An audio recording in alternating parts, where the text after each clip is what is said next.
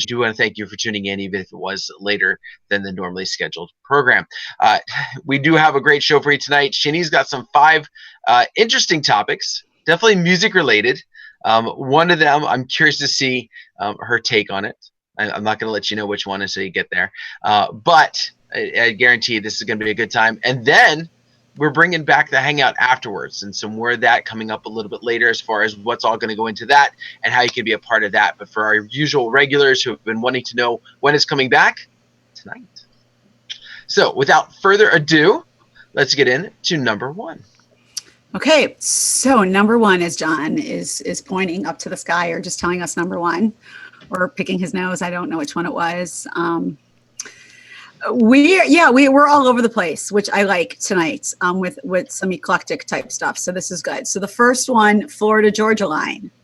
For those that haven't been listening to any music in 2018. And I'm not just saying like, oh, it's country, I haven't heard of them. Hopefully, if you're top 40, you have heard of them as well. Well, because of that, they had their biggest hit of their career, basically with the song Meant to Be, which was a hit this year. So because of that, they decided to actually drop an album because of that song. So the song is called Can't Say I Ain't Country. And they picked that title just because of things like this song Meant to Be. So again, the name of the title is Can't Say I Ain't Country. Okay, so Dan, let's do the math on this. A negative and another negative makes it positive. I can't say I ain't country. So they're saying they're country. I can say.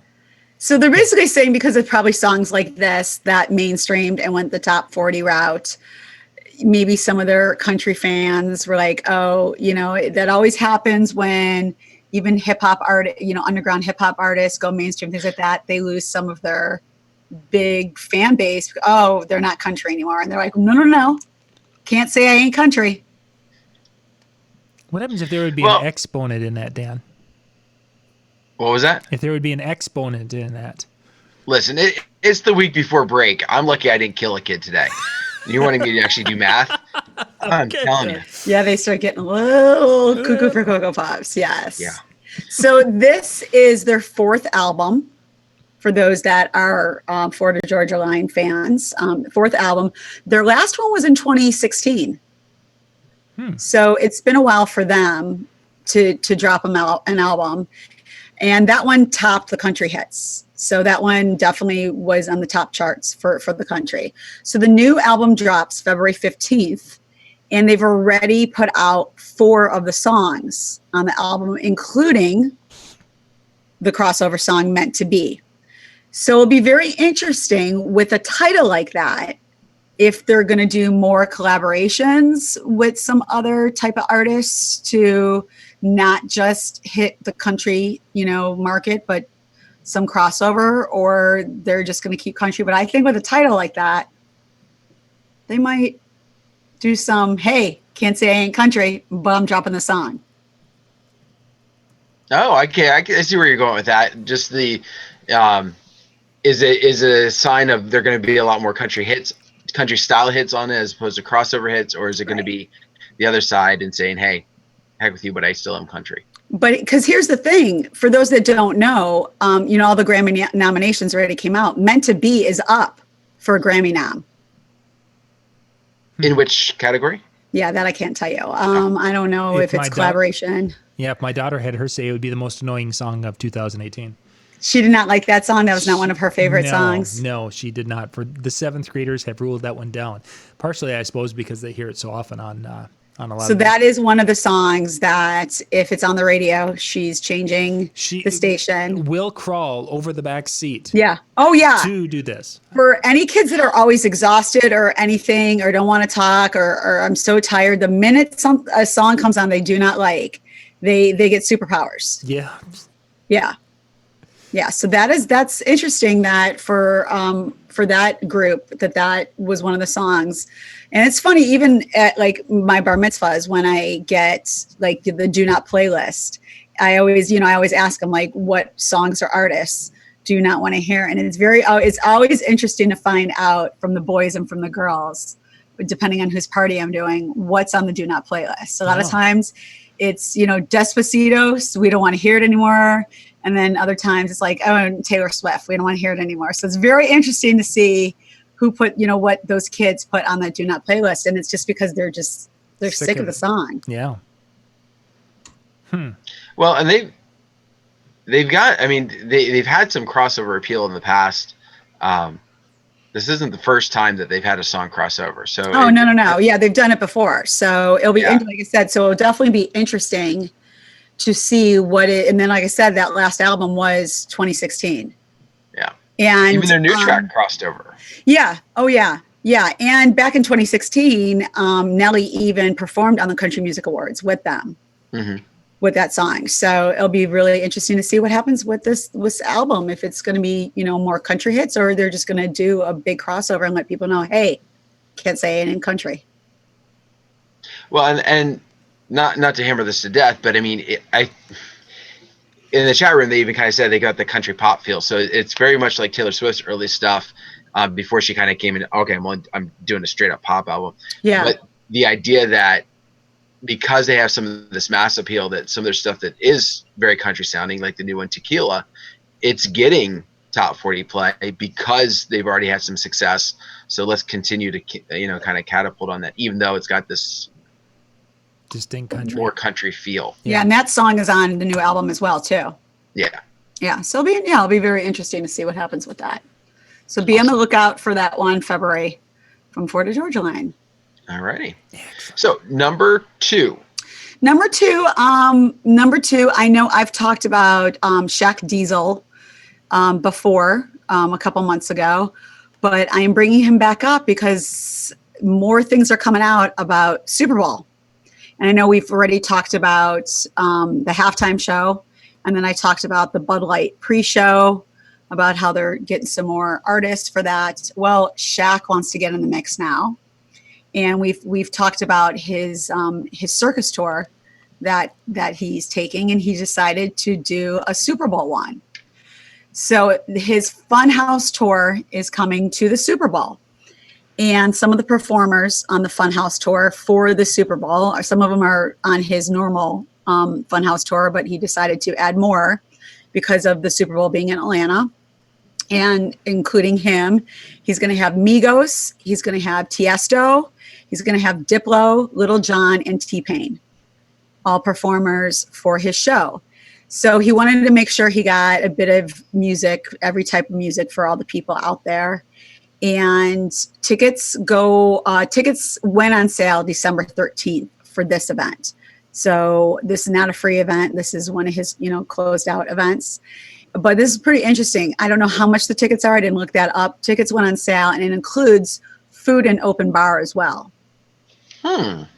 So it's just like he said, it's just an all-out kind of circus party.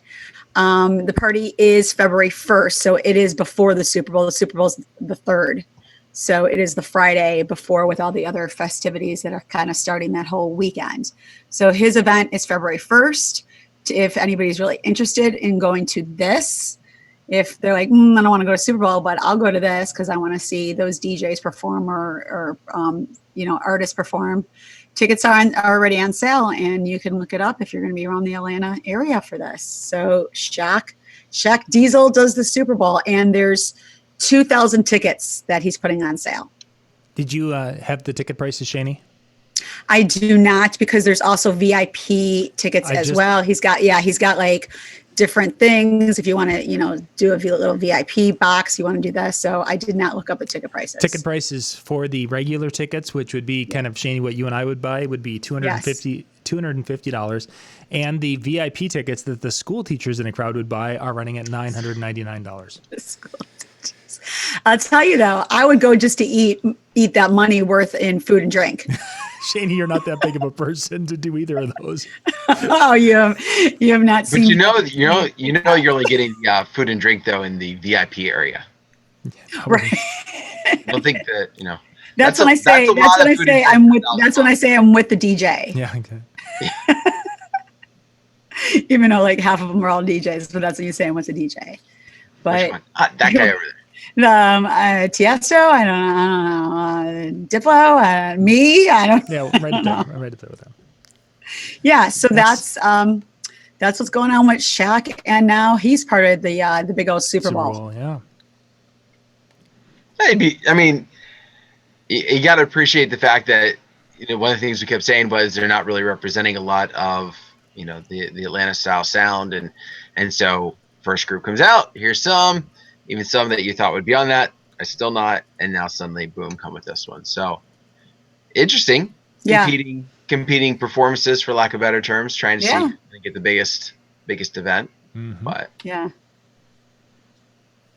we'll see. Makes me almost want to go to Atlanta. See, right? Just for the party. Well, I mean, that's what a lot of people do for the Super Bowl. They go for like the weekend, just for all. Now that a lot of the Super Bowls have incorporated all those like pre-show and events and everything going on, and family events and things like that, they're making it so it can be. You don't really have to go to the Super Bowl, but you can spend more money and go to all these other pre-show type things and hang out there. So they always have a lot of stuff going on.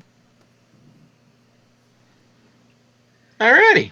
All right. So I am going to jump to John Mellencamp, because again, that's another person we talked about before. And if you don't remember that, then it might have been John Cougar, or it might have been John Cougar Mellencamp, depending on what mood I was in that day. Just call him JCM. It's like we could do that. So John Mellencamp, as we talked about before, he released his 24th studio album called Other People's Stuff. If you guys don't remember that. And he's kind of had like a big end of the year. So he released the 24th studio album. For little fun facts for those that don't watch the real news that is going on, he got engaged to Meg Ryan. I did not know. So I don't know if you guys watch the real news of real stuff going on in the world. He got engaged to Meg Ryan, and now he's about to go on the tour, which I talked about as well. And then he announced a Broadway musical that's called Jack and Diane. So he's getting into maybe Bruce Springsteen kind of, since that was like a sold out show for its entire run. Maybe it's not. And the thing is that he didn't give anybody any details about the Broadway musical. So we don't know if it's the style of Bruce Springsteen's, where it was like a one-man show doing it, or if this is like a real type musical, like a Hamilton or like something like that. Sure. But he just said, I'm very excited. There's a new musical that is in the works now, and it's called Jack and Diane. I don't know if it's off the song lyrics and it's a whole storyline about what the song's about. I bet you they took the song and embellished it to a musical. Yeah, that's what I'm. So 2 hours of two teenagers trying to get their pants off. Is that what it would be? I'm just kind of and it's still it's more of a little ditty. It's more of a little ditty of 2 hours. A little ditty about 2 hours of. Okay. And it's still shorter than the Meatloaf song. So hey, there we are. Probably got farther. True. Sorry. Can you tell where I stand on that song? Yeah. All right. Anything more about JCM? No, I mean, we kind of went over all of him a couple weeks ago. I just thought it was very interesting that he was going to do a little ditty musical. Yeah, good for him. Yeah, good little story. And marrying Meg Ryan. I mean, come on. He's happy. He's good. I know. He's like, look, I have an album out. Other people's stuff. Okay, just one last thought on this. Oh, here we go. If he's not a young man anymore, so if John Mellencamp is doing a little a musical about two horny teenagers trying to get their pants off, doesn't that make him a dirty old man? Well, wait, I never said he was in the musical. I know he's making it though. But he could just have gave the green light of, you can use my storyline. Possibly. And his name is just on there. You could just get the royalties from it. Or he might just do like, be like Diddy back in the 90s and just make like a cameo, in it all the time, just going across the stage or something. You could dance across the stage each night. With his guitar. Let's move on. What's our fourth one? All right. Let's talk a little bit about the Rock and Roll Hall of Fame. I know I touched a little bit about this last week. I think it was when I brought up Def Leppard. I don't remember. Yeah, a week or so ago. Yep. And we were, saying that they were one of the nominees coming into it. So they announced the whole entire class for the Rock and Roll Hall of Fame. So there were 15 nominees this year, and out of the 15, 7 made it. So for those that really don't know too much about the Rock and Roll Hall of Fame, it's determined by a group of over 1,000 people. And those people include previous winners, music historians, and members of the music industry. And then in 2012, they decided to also start a fan vote with a whole criteria of what the fans need to vote on. It's not just like, oh, hey, I really like that group. Yep. You have to go on a criteria of it. So these are the 7 that made the Rock and Roll Hall of Fame this year. They are Def Leppard. Yay. So they made it. They were very excited that they did make it. The Cure. They made it. Janet Jackson, who is like ecstatic that she finally made it. Stevie Nicks, who now this is actually, if you want to call it, it's her second time being in the Rock and Roll. You can't really be in the Rock and Roll Hall of Fame more than once, but it's her second time because she made it as Stevie Nicks this time. And last time she was in it with Fleetwood Mac. So that's, good for her to say I'm in the Rock and Roll Hall of Fame twice. And then the other 3 are Radiohead, Roxy Music, and the Zombies. So Def Leppard, Roxy Music, and Stevie Nicks, this was their first time being nominated. So they made it their very first time being nominated. The Cure and Radiohead time being nominated. The other people that did not make it this year were Devo. They were up for a nomination.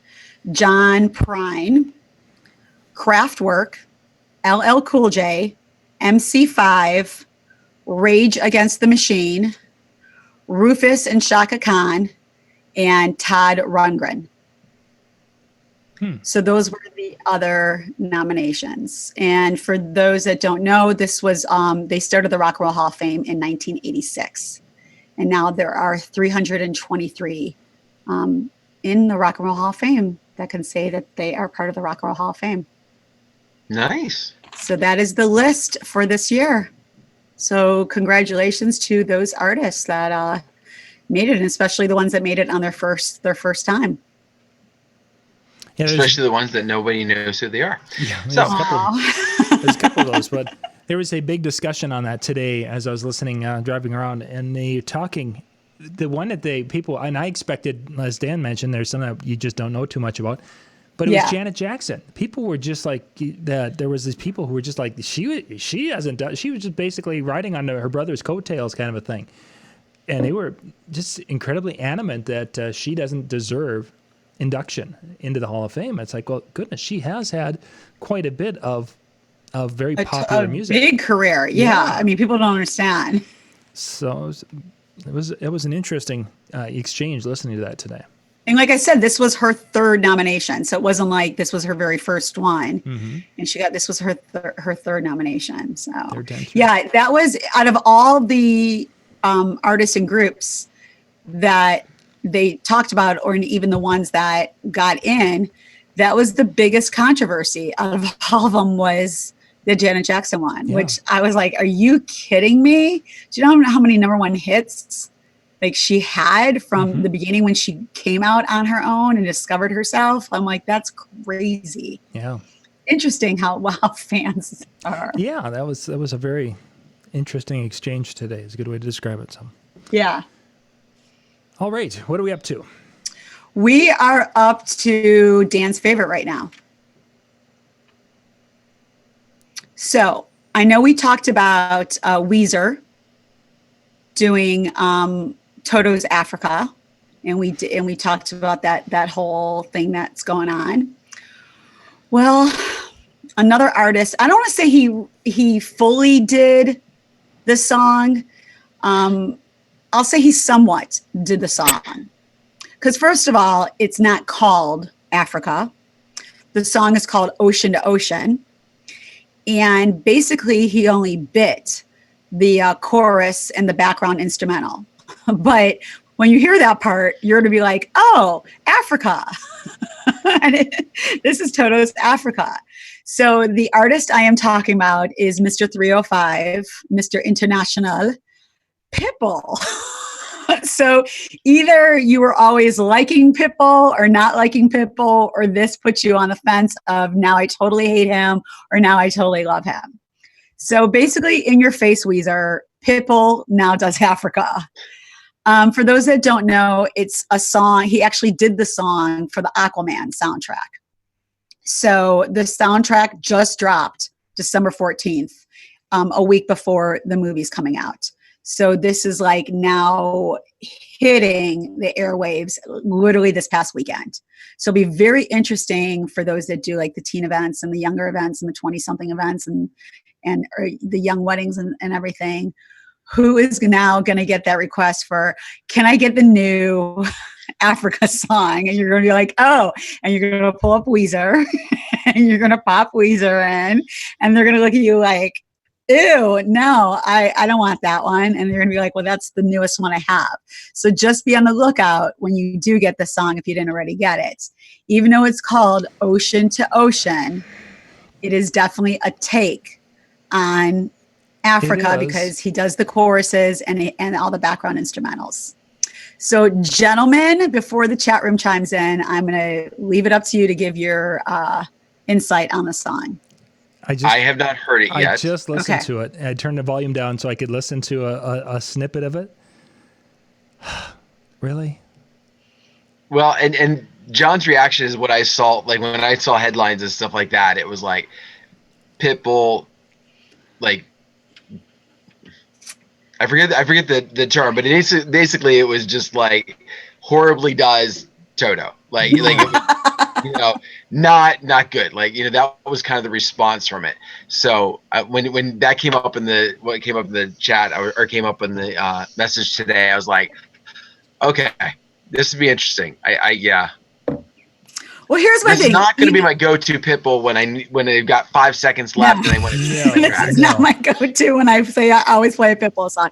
Here's my thing. If he would have covered all of the song, like if he would have just done a real cover, would you have liked it better? It might have. I mean, it's possible, but I mean, good for him to put his own spin on it. I guess he just really didn't want to do a full cover, but you guys in the chat, if you haven't listened to it, take a listen. Let us know what you think. For those that already listened to it, let us know what you think. As you guys know, I always joke around that when I'm freaking out and things are going and I didn't realize my song is about to end and I have 5 seconds left, I always just, put in my search engine Pitbull and I always pull up a song like Dan said. This will not be the song I pull up. If it comes up, I might just play it until and then get out of it within 10 seconds because I have something else and I'm freaking out. But it's, Dan, when you get a chance, listen to it. Yeah. And you'll enjoy it. Well, it's like your real thoughts when you really listen to it. But chat room, let us know what you guys think of it. I just think there's certain songs people need to stop doing covers of. John Mellencamp, nothing against you. If you are watching our show, you do you with other people's stuff. You do you with that one. I'm not mad at you. Just hopefully the bonus track on there after 15 seconds down is not Toto's Africa. I'm just hoping your bonus B-side track is not that. It's actually John Mellencamp doing Pitbull doing Toto's Africa. So is John Mellencamp doing Ocean to Ocean / Africa? Wow. With the Weezer guitar solo. I might actually just have to listen to that. It'd be so awesome. While I'm in the bathroom. Throwing up. It helps bowel movements. This is great. Okay. Like I said, there's just certain songs people, just artists, thank you for supporting us and watching our show if you are. But just don't cover certain songs, please. Stop them. You can't fault the concept. No, I definitely not, because even if you listen to the words, especially if you listen to the words of the song, it definitely is about the movie. Mm-hmm. And it was made for a certain scene in the movie. And those that are into these, like, these movies, I'm not going to do any spoilers for it. So, because I know, like, I would have and nothing against the nerds. I'm a nerd when it comes to those movies too. I will definitely go see it. But there's a certain scene of why the song is being played. So I get that he did it for that scene of Aquaman. So I understand that completely. But come on, Pitbull, you could make your own song, sort of, kind of, in a Pitbull Diddy way. Everything. I know. I was trying to be nice. And I'm just, what I mean by the concept is, at the time, well, hard to say when this produced, but when the idea was probably approached to him as being a part of a soundtrack for the movie that was coming out, it was probably right about the same time that Weezer suddenly got struck gold by deciding to cover something that was a cult classic. I mean, that's the idea. Take an idea and run with it. And if this had come out a month before the Weezer thing, would we still be saying the same thing? Probably not with as much. Yeah. But we'd still be like, okay. It could actually be good point there, Dan, because May 29th was the official date that Weezer's Africa was dropped. So it is possible, because it's in a movie, that it was shot or it was produced in 2017 for the movie. Yeah. So it could have been ahead of that, and they didn't realize it. And not that it means it's still I didn't care for the. Look, some people had really positive thoughts on the song. So there were people that, and I think it was more because it was more of a danceable. They were thinking of it more of playing the song because of the dance beat to it. Whereas we all know that when we do play the original, Toto Africa, unless it's a redrum or something, it's a slower beat. It's not going to get the crowd going. Of course, like Pitbull songs gets the crowd going. So I understand that point of view coming from a DJ playing it, and you got the drunk crowd and the chorus comes in, people are singing the chorus. So I could see how that plays out from our point of view. And it really is going to depend on the movie and how they utilize it, because there are some songs that stand alone are like, but they put it in the movie at the exact right spot. It becomes a whole new life for the song, totally. Because now everyone correlates it to that feel, that emotion. It's like, well, that song's not that way at all, but everybody remembers it from right. And I'm gonna be honest, people being like a creative DJ, you could totally, cue up certain parts of the song, like the chorus and things like that, drop it in your set, and people are singing the chorus. Like I said, the chorus in the background beat is Toto's Africa. So you could drop that kind of stuff if you're one of those DJs that hot mix and can do it. That's a hot set right there. Yeah. And that I could see how DJs would be playing that version. So you definitely can play it if you're creative in that way of, I'm going to drop this. Mm-hmm. I mean, just like I was very creative with my last Christmas party, with going from Christmas songs and doing play on words into hip hop songs. The crowd was going bananas. They were so excited to hear the next mix of what I was doing from this song into the next song. And they were like, they at one point they weren't even dancing anymore. They were just staring at me. And then I got really self-conscious. So I was like, yeah, I'm not doing that anymore. I'm too much on the spot. I'm sweating now. I'm like, no, I'll give you a little taste of their creativity I can do. And then I'm done with it. Cause they were just getting too geeked up with that. And I was like, no. I'm not getting paid enough to keep doing that throughout the party. But it was fun for me because I was doing the play on words with that. Sure. It was fun. So Pitbull, Ocean. Check it out. Like I said, there's always a way to try to find, to play something for a client if they really want it. So, and if nothing else, knowing that when somebody comes up and asks for it, you better ask for clarification. That's why I wanted to bring it up to you guys too. Exactly. When people say the new one, don't think it's Weezer. Make sure, I would say to them, which artist are you talking about? All right. Yeah. Now, Shani. Yes. Talk to me. All right. We've got 2 weeks off. Yeah. Which means. Yes. I put a challenge down. I threw a gauntlet of having, 15, and you said, no, I'm not going to do 15. But please tell me you've got a bonus one for us tonight. I do. I have a bonus one that I figured I would kind of do because the next time we actually do the show, it will be a different year. It will be. Yeah, and I won't say, and there's going to be touring next year. I won't be saying that anymore unless they really are touring the next year. So I figured I give you guys a little insight on the world of streaming that we've always talked about, and how, not from the DJ point of view, but just from normal people's point of view of what they listened to in 2018. And kind of go off like, oh, okay, that's what I've played at most of my events, or I don't really play that song, or I play this artist, I didn't play that artist. So I wanted to let you guys know what the world was listening to in 2018. So I went off of, I decided to do the Spotify one because I figured that was a very popular one because people can do, a lot of things on Spotify. I still don't use Spotify, but it's okay. So I figured a lot of people do, and a lot of people know about Spotify. So I wanted to give you guys the top 5 most popular tracks and artists that were streamed on Spotify, and just see how that kind of matches up with what you guys played. So which one do you want, tracks or artists first, guys? Let's go artists first. Yeah, All right, let's do artists first. So are we going to go 5 to 1 or 1 to 5? We got to count 5 to 1. 5 to 1. Count, We got to go. okay, countdown. All right, we're going to do the countdown. The number 5 artist was Ed Sheeran. Most popular artist streamed. Yep. Number DJ, 5, Ed Sheeran.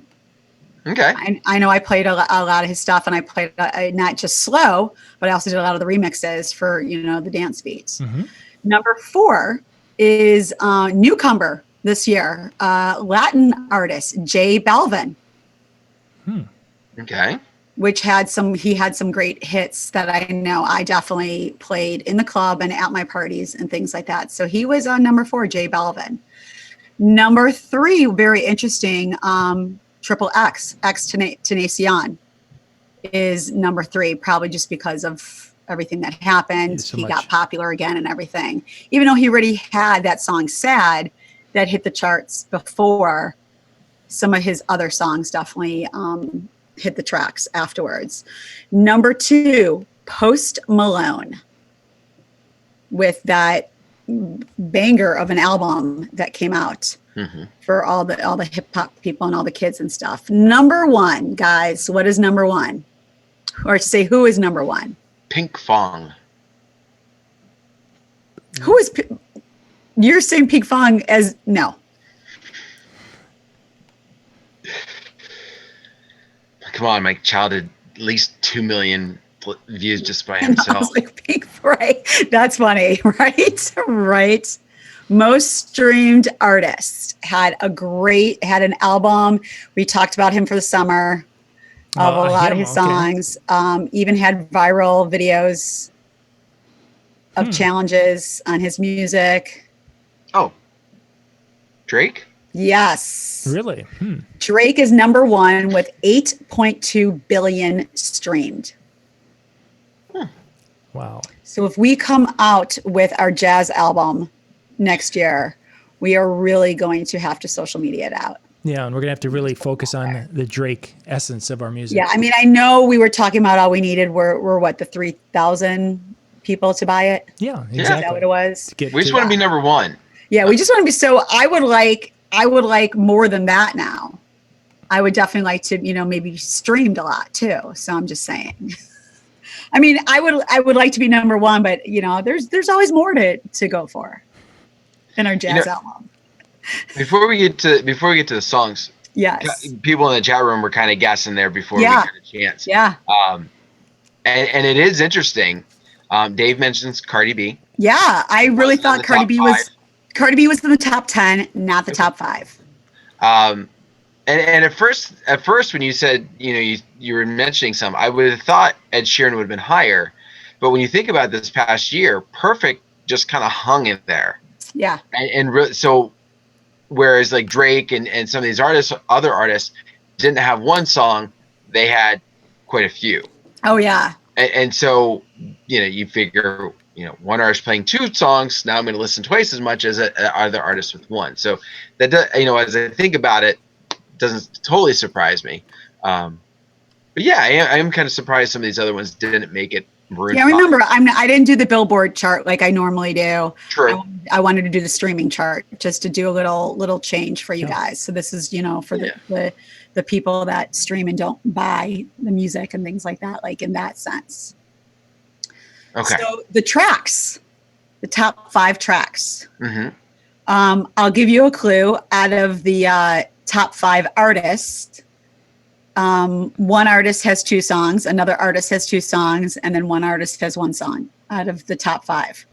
So so it's no other artist than 3 artists that took up the top 5 spots, which I found very interesting again, because I would have thought maybe like I Like It or something would have been in like a top, stream track, but these took over.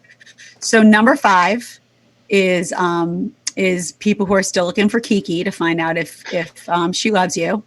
So In My Feelings is number 5, Drake. Number 4 is the artist that's a little bit growing on me. I don't know why he's growing on me, maybe just because of the tattoos, but he's a little bit growing on me. Or I think it's because I watched a segment of him going to Olive Garden, his favorite restaurant, with Jimmy Fallon. And Jimmy Fallon and Post Malone did a segment where they went to Olive Garden and ate dinner together. And Jimmy Fallon has never been to Olive Garden. So Post Malone was showing him all the goodies you can get at Olive Garden. So I think because of that little segment, that was hysterical. If you guys haven't seen it, look for it on YouTube. It's a really funny segment. Because of that, I think he's growing on me a little bit more as like a person. It was hysterical. But number 4 is Psycho, the song Psycho. And then he also has the number 3 spot as well with Rockstar. So Rockstar is number 3, Psycho is number 4, 5 is In My Feelings. Number 2 is the song that I mentioned before, and it's Sad by Triple X, Extenacion. And then number 1 is the artist that's number 1, and it's God's Plan. So those are the streamed. Again, this is what I'm telling you guys. This is not the Billboard charts. This is just the stream charts. They haven't done the Billboard chart yet. Right. So that is, I found that very interesting that, and I see it. I definitely see it because even with the younger generation, those are the songs that, I'm still playing for all of them. Mm-hmm. So, and I know those are the ones that are always streaming and everything. So I definitely can see that. But it was very interesting that, like I said, a Cardi B didn't even make a top 5 with like I Like It or with Bad Bunny or anybody. I wonder if it also had something to do with, when you look at a specific song, but I wonder if it had anything to do with the time of year. Like, for example, a Drake and God's Plan was more of a May or April. And so longer time period, like you always look at like the top chart for the year, and the bottom might be your hit songs right now, but they haven't been around enough to get enough plays. Like if you're talking about other charts, I realize, but even streams, like they didn't have anything streaming throughout the year to kind of help get that bolster. Yeah, and as you see, all 5 songs are in the hip hop category too. Mm-hmm. Yeah, In My Feelings, Psycho, Rockstar, Sad, and God's Plan. Of course, like I have remixes of all those too, but these weren't remixes. These are all just the normal hits. That is interesting. Yeah. Alrighty. That was a good. Was list. It? Good bonus. Yeah. Okay, good. Because you know what it also did? You technically gave us 10. Which is kind of what I asked for. I asked for an extra 10. See? Wow, that's like a week's worth. See, you're so good you didn't even know it.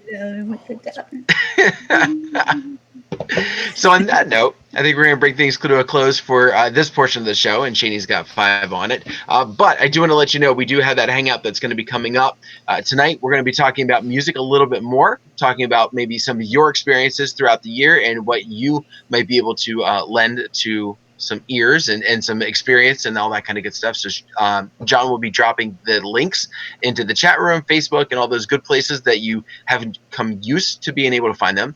And once again, if you're checking this out afterwards, you have no idea what I'm talking about. Well, tune in Monday nights at 10, but not for the next 2 weeks, because once again, we're not going to be here next week and the week before. Come on, it's New Year's Eve. We're going to be partying up, sleeping in our bed.